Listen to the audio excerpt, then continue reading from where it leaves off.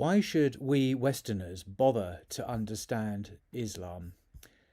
There has been one constant factor in human history over the past 13 centuries. This is the confrontation between Islam and what was once Christendom and is now the secular Western world. During the relatively brief period of European imperialism, this rivalry between the two faiths, the two cultures, could be forgotten. While the Cold War dominated international politics, it was of minor consequence. It has now resurfaced, as it was bound to do sooner or later, since Islam claims a universal mission, as does Western civilization.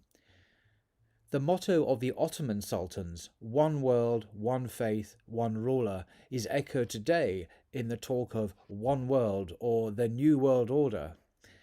But which world is it to be? Is peaceful and fruitful coexistence possible?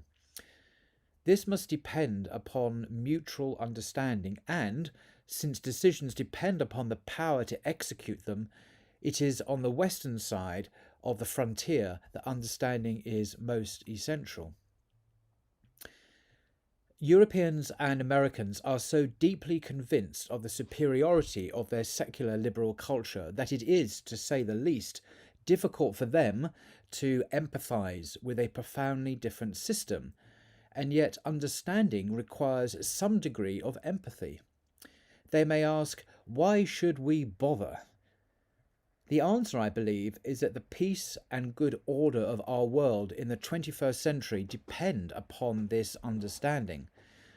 The Muslim Ummah, that's the community, the global community of believers, is today weak. It's confused and divided. It will not always be so.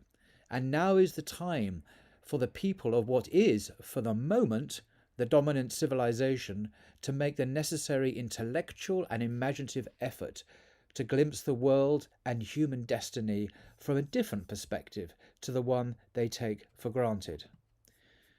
Now, for us readers who love books, what can we do to begin to become acquainted with this different way of seeing the world?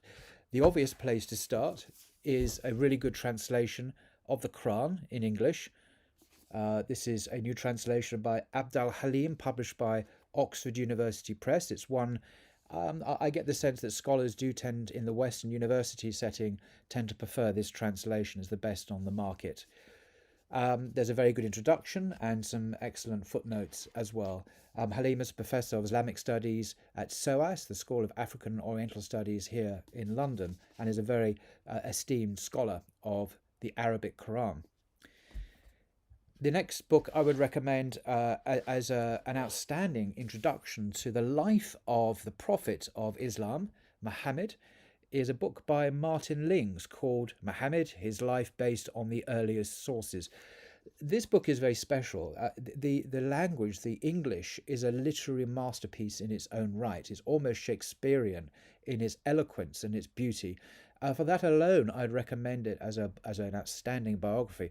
But in terms of the sources he uses, they're impeccable. He uses hadith from Bukhari and Muslim and so on. So I do recommend that book as a very good and readable introduction to the life of this extraordinary human being. For a more traditional, perhaps more Sufi-orientated introduction to Islam is Guy Eaton's classic work, Islam and the Destiny of Man. This again is an extraordinary book written by someone who knew was friends with Martin Lings, who sadly passed away just a few years ago.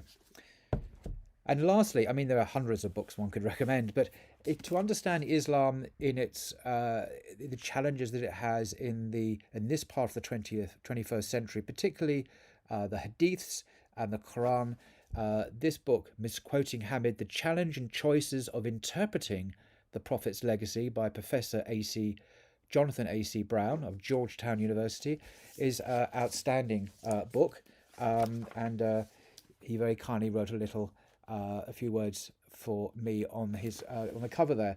This is an amazing book, and I do recommend this. It's available in paperback as well.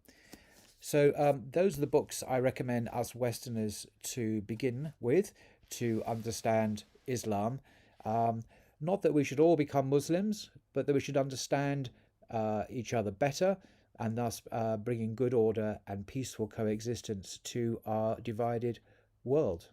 Until next time.